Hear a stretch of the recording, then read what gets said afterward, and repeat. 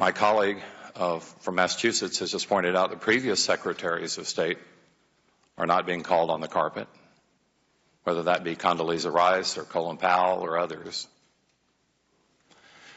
But I think the grossest double standard here today is the fact that all the members of this committee, every member of Congress, is not subject to the same law that Secretary Clinton was subject to.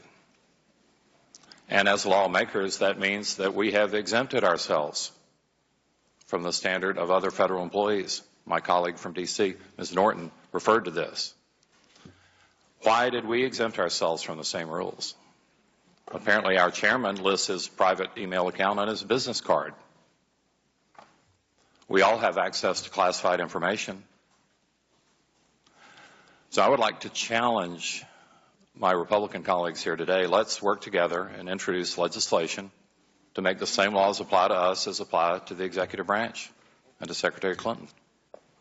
I would be happy to join in such legislation to make sure that we're not being hypocritical on this panel, that we're holding ourselves to the same standards as Secretary Clinton and not trying to accuse her of things that we may be guilty of ourselves. I bet my colleagues would be the first to complain if, for example, emails were retroactively classified. That's a situation that most people in public service would object to pretty strongly. How did you know at the time if you had no idea? So I think it's very important, if we want, as Congress, to have the trust of the American people, to not be hypocritical, to uphold the same standards that we want to see upheld by others.